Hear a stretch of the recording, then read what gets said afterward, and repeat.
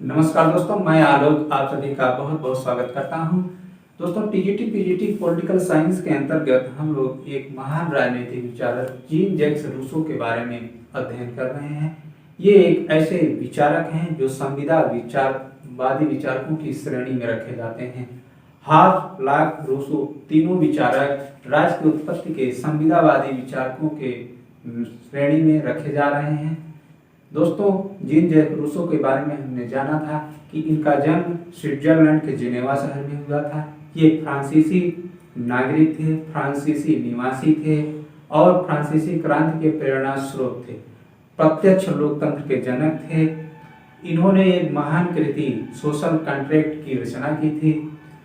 दोस्तों, इन्होंने जो अपने विचार प्रकट किए वह एक कल्पनावादी विचार था, वह आदर्शपरक विचार था। जिस तरह से हाफ खूनी क्रांति के दौर में पैदा हुआ था और वह निरंकुश राजतंत्र का समर्थन कर रहा था और जॉन लॉक गौरवपूर्ण क्रांति का समर्थन कर रहा था, उस तरह से रूसो कोई किसी क्रांति के समर्थक नहीं कर रहे थे, बल्कि वह एक कल्पनावादी विचार प्रस्तुत कर रहे थे। वह अपनी परिस्थितियों से बहुत प्रभावित थे और उनके विचारों इतनी ज्यादा द्वंद्वात्मकता का संकस है कि उनको विचारों को समझ पाना बहुत कठिन कार्य है।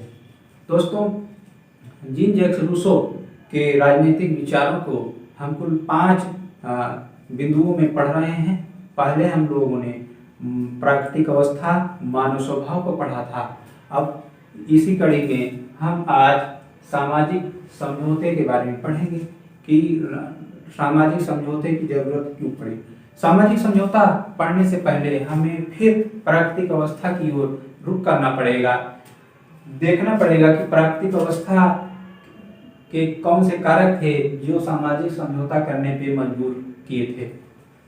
दोस्तों, हमने कल देखा था कि रूसो की प्राकृतिक अवस्था को 2 चरणों में पढ़ा जाता है। रूसो जो प्राकृतिक अवस्था का वर्णन करते हैं, कहते हैं कि जो पहली आदिम अवस्था थी वह दूसरी सभ्य अवस्था से बहुत अच्छी थी। इस अवस्था में मनुष्य स्वतंत्र और समान था।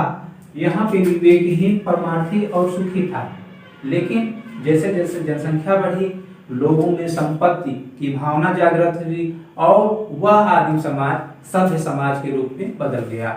और जो मानव स्वतंत्र सुखी रहता था, स्वतंत्र था और समान था, वह मानव जो है पराधीन रहने लगा और असमानता की भावना आ गई और उस मानव में विवेक, स्वार्थ और दुख जैसे गुण समाहित हो गए।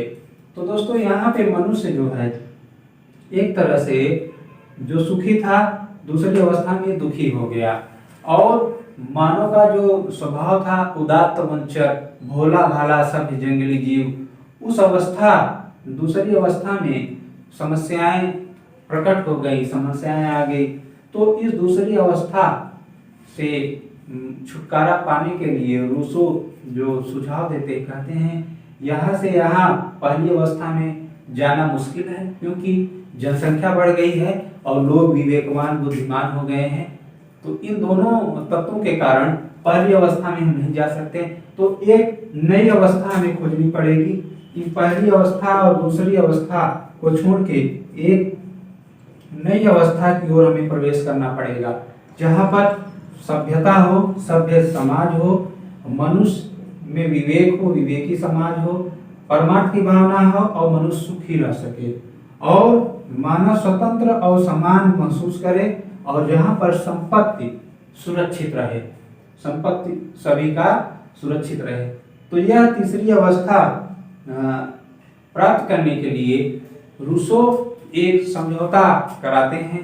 लोगों के मत कहते हैं कल्पनावादी समझौता है। वह कहते हैं कि व्यक्ति या व्यक्ति के समूह को नहीं बल्कि सभी लोगों ने मिलकर अपनी अधिकार और शक्तियों का समर्पण संपूर्ण समाज को ही कर दिया। दोस्तों, जरा तुलनात्मक अध्ययन करके देखें तो जैसे हाफ्स ने जो समझौता कराया था उसमें एक समझौता हुआ था, जबकि लॉक ने जो समझौता हुआ था उसमें 2 समझौते हुए थे। और रूसों का जो समझौता हुआ उसमें भी एक समझौता हुआ। तो हमने ट्रिक जो जाना था कि हाफ्स और रूसों का एक समझौता और लाक दूसरे नंबर पे आता है, उसका 2 समझौता है। तो जो सत्ता उत्पन्न होती है रूसों की, वो एक समझौते के माध्यम से होती है। तो रूसों कहते हैं कि व्यक्तियों ने आपस में एक समझौता किया और अपने अधिकार और शक्ति का समर्पण एक समाज पे, संपूर्ण समाज को सौंप दिया। और दोस्तों, इस समाज में सभी लोग निवास करते हैं, सभी समाज के नागरिक हैं, समाज के सदस्य हैं। तो जैसे ही समाज को सौंपा, उसके तुरंत बाद समाज के सदस्य होने के कारण वो सदस्यों को वो अधिकार और शक्तियां प्राप्त हो जाती हैं। तो एक तरह से जब अधिकार और शक्तियां सौंप रहा था प्रत्येक नागरिक, और उस दशा में जो समझौता था वह बिना शर्त था। दोस्तों, जो चीजें बिना शर्त होती हैं वो बहुत निरंकुश होती है। जैसे लाक का जो समझौता था वह शर्त बन लगी हुई थी, उसमें सशर्त था, मतलब जीवन स्वतंत्रता और संपत्ति की रक्षा करना राज्य का कर्तव्य था लाक के समझौते में। तो वहां पर राज्य उत्तरदायी था, लेकिन यहाँ पर कोई शर्त नहीं है। इसलिए जैसे अधिकार और शक्तियां सौंपते हैं, राज्य के अंदर निरंकुशता का भावना आता है, सामान्य इच्छा के अंदर निरंकुशता का भावना। लेकिन जैसे ही अधिकार और शक्तियां प्रत्येक नागरिक प्राप्त कर लेते हैं, वहां लोकतांत्रिकता की भावना आ जाती है। तो इस तरह से जो रूसों हैं वो लोकतंत्र और सर्वाधिकारवाद दोनों के समर्थक माने जा रहे हैं, दोनों के इन्होंने समर्थन कर दिया। लोकतांत्रिकता कैसे? जैसे अधिकार और शक्तियां नागरिक प्राप्त कर लिया तो लोकतांत्रिक हो गया, और अपने अधिकार और शक्तियां एक संपूर्ण समाज को सौंप रहा है, और वह जो संपूर्ण समाज है, जो सौंपने की तरीका है वह दोस्तों बिना शर्त है। इस तरह से निरंकुशता के तत्व यहाँ आ जाते हैं। दोस्तों, इस सत्ता समर्पण के साथ जो राज्य या सरकार का उदय होता है, उसे जीन जैक्स रूसो सामान्य इच्छा के नाम से संबोधित करते हैं। कहते हैं कि सामान्य इच्छा को ही अपनी शक्तियां प्रत्येक नागरिक सौंप दे रहा है। और ये सामान्य इच्छा या जनरल विल क्या है, आइए समझते हैं। दोस्तों, सामान्य इच्छा या जनरल विल के बारे में रूसो ने कहा यह सामाजिक समझौते का परिणाम है, और यह सामान्य इच्छा जो है बिना शर्त है, इस पर कोई शर्त नहीं है। और दोस्तों, एक बार टीजीटी में एक सवाल पूछा गया कि रूसों का सामान्य इच्छा किस विचारक से शुरू होती है और किस विचारक पे खत्म होती है। तो जो रूसों की सामान्य इच्छा है वह हाफ्स से शुरू होकर लाक पर खत्म होता है। क्यों? क्योंकि जो जब सत्ता सौंपी जा रही थी यहाँ पर, तब यह जो समर्पण था बिना शर्त था, वह बिना शर्त था। और जैसे ही समर्पण बिना शर्त होता है तो निरंकुशता के तत्व आते हैं। मतलब कि यहाँ पर सामान्य इच्छा की शुरुआत लाक से शुरू हो रही है और वहाँ निरंकुशता के तत्व हैं। लेकिन बाद में प्रत्येक नागरिक इस समाज का सदस्य होने के नाते पूरे अधिकार और शक्तियों को अर्जित भी कर लेता है। इस तरह से रूसो लाक की तरह लोकतांत्रिक हो जाता है। तो सामान्य इच्छा की शुरुआत हाफ से शुरू हो रही है और लाक पर खत्म हो जा रही है। दोस्तों, एक सवाल और हम लोगों ने देखा था, रूसो की प्राकृतिक अवस्था किससे शुरू होती है और किस पे खत्म होती है। तो हमने देखा था जो प्राकृतिक अवस्था शुरू में अच्छी थी, बाद में खराब हो गई। प्राकृतिक अवस्था यहाँ देख रहे हैं, आदिम मानव था, जो सभ्य मानव था, बहुत अच्छी थी।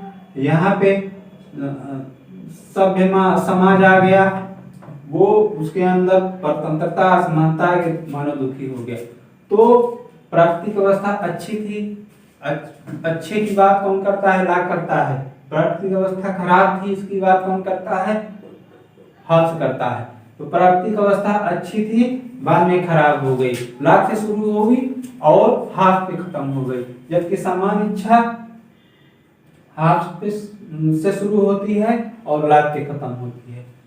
तो दोस्तों इस तरह से जो जीन जैक्स रूसो हैं वह सर्वाधिकारवाद लोकतंत्र दोनों के जनक माने जाते हैं। सर्वाधिकारवाद लोकतंत्र दोनों के जनक माने। सर्वाधिकारवाद हाथ की तरह सर्वाधिकारवादी, लाख की तरह लोकतांत्रिक। एक महान विचारक रूसो ने कहा कि रूसो की सामान्य इच्छा शीश रहित लेवियाथन है।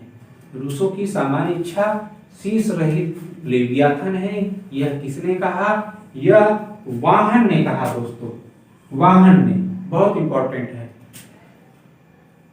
जैसे लेवियाथन जो हाब्स की कृति थी वह बहुत निरंकुश थी, लेकिन लेवियाथन जो निरंकुश राजा था वो दिखाई देता था ये इसका चेहरा है, लेकिन उसका शीश अगर काट दिया जाए तो उसका चेहरा गायब हो जाएगा और वो पता नहीं चलेगा वो शासक कौन है। तो इसी तरह जो सामान्य इच्छा है यह दिखाई नहीं दे रहा है। सामान्य इच्छा क्या है लोगों को समझ में कम आता है और वो दिखाई ही नहीं दे रहा है, इसीलिए कहा गया कि यह शीश रहित लेवियाथन है। अब दोस्तों सामान्य इच्छा के बारे में पूछा जाता है कि सामान्य इच्छा कितने तरह का होता है? तो सामान्य इच्छा दो तरह का होता है। सामान्य इच्छा जनरल विल दो तरह का होता है, यथार्थ इच्छा और आदर्श इच्छा।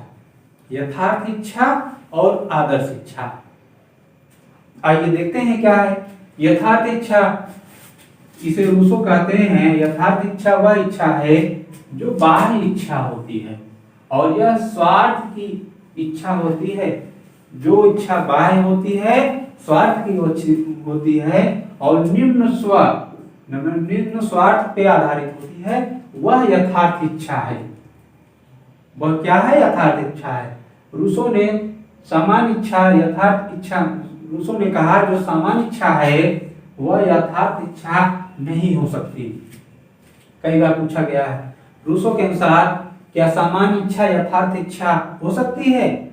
नहीं दोस्तों, नहीं हो सकती। दूसरा जो है आदर्श इच्छा। आदर्श इच्छा के बारे में रूसो ने कहा यह आंतरिक इच्छा है और यह परमार्थ की इच्छा है।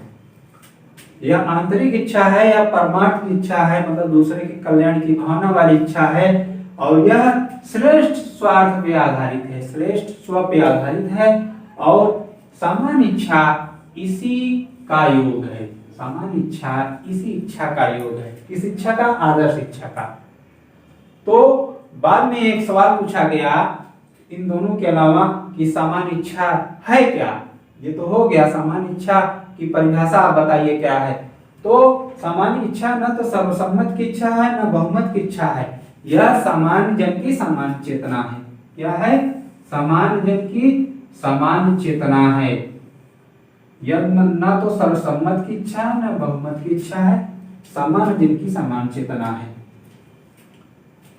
दोस्तों सामान्य इच्छा के बाद एक स्टेटमेंट पूछा जाता है कि व्यक्ति स्वतंत्रता संपत्ति का उपभोग क्या सामान्य इच्छा के अंतर्गत करेगा या सामान्य इच्छा के बाहर करेगा? तो इसका आंसर है कि व्यक्ति स्वतंत्रता संपत्ति का उपभोग सामान्य इच्छा के भीतर रहकर ही करेगा और व्यक्ति स्वतंत्र होने के लिए बाध्य है। व्यक्ति स्वतंत्र होने के लिए बाध्य है। यह भी कथन किसके साथ जुड़ा है दोस्तों? रूसो के साथ जुड़ा हुआ है। रूसो के साथ जुड़ा है, व्यक्ति स्वतंत्र होने के लिए बाध्य है। जबकि जॉन लॉक इससे संबंधित एक कथन है कि व्यक्ति को राज्य का सदस्य बनने के लिए मजबूर नहीं किया जा सकता। मतलब कि व्यक्ति राज्य में आए, उसे जबरदस्ती थोपा नहीं जा सकता। हो सकता है उसकी मर्जी हो, प्राकृतिक अवस्था में रहना चाहे वो राज्य का हिस्सा न बनना चाहे तो व्यक्ति को राज्य में आने से मजबूर नहीं किया जा सकता। यह कथन लॉक का है, जबकि व्यक्ति स्वतंत्र होने के लिए बाध्य है, यह कथन रूसो का है। दोस्तों, समान इच्छा के बाद राज्य और व्यक्ति के मध्य कैसे संबंध होंगे इसके बारे में देखने हैं हमें। राज्य और व्यक्ति के मध्य रूसो बताते हैं कैसे संबंध होंगे। रूसो वास्तव में स्वतंत्रता को बहुत महत्व देते हैं और स्वतंत्रता को महत्व देने के कारण वो व्यक्ति को साध्य और राज्य को साधन मान लेते हैं। इस तरह वह व्यक्तिवाद के समर्थक प्रवर्तक बन जाते हैं। ठीक वैसे ही जैसे हाब्स और लॉक भी व्यक्तिवाद के प्रवर्तक समर्थकों में थे।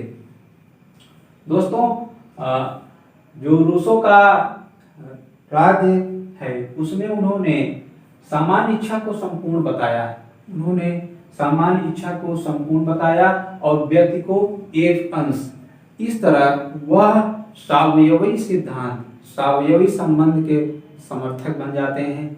उन्होंने कहा यह शरीर पूरा एक सामान्य इच्छा है और यह जो भुजाएं हैं इसको अगर माना जाए व्यक्ति, तो इस सामान्य इच्छा के अभाव में इस व्यक्ति का कोई अस्तित्व नहीं होगा।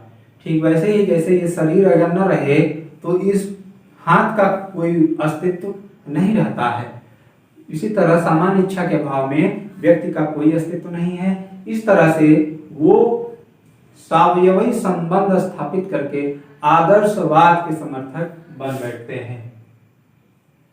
दोस्तों, जीन जैक्स रूसो का जो मानव है वह एक तरह से समुद्र में मोती की बूंद की तरह है। इस प्रकार हम देखते हैं जीन जैक्स रूसो मानव और व्यक्ति के बीच जो संबंध है वह आदर्शवाद की ओर, व्यक्तिवाद की ओर झुका हुआ पाया जा रहा है। कुछ महत्वपूर्ण तथ्य हैं जिन्हें जानना बहुत जरूरी है। महान विचारक हाउस का कथन है कि रूसो की सामान्य इच्छा यदि सामान्य है तो इच्छा नहीं, और यदि इच्छा है तो सामान्य नहीं। रूसो की सामान्य इच्छा यदि सामान्य है तो इच्छा नहीं, यदि इच्छा है तो सामान्य नहीं। यह किसका कथन है दोस्तों? हाउस का कथन है। अगला स्टेटमेंट है कि रूसो की सामान्य इच्छा कैसी संकल्पना है? नैतिक संकल्पना है। रूसो की सामान्य इच्छा एक तरह से नैतिक संकल्पना है। दोस्तों, रूसो व्यक्तिवाद, आदर्शवाद, प्रकृतिवाद और लोकतंत्र और सर्वाधिकारवाद का समर्थक माना जा रहा है। रूसो व्यक्तिवाद, आदर्शवाद, सर्वाधिकारवाद, लोकतंत्र और प्रकृतिवाद साथ ही प्रत्यक्ष लोकतंत्र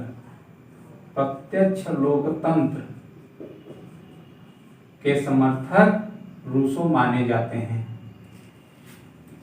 दोस्तों, रूसो के बारे में एक महत्वपूर्ण कथन है कि जनता की वाणी देव वाणी है।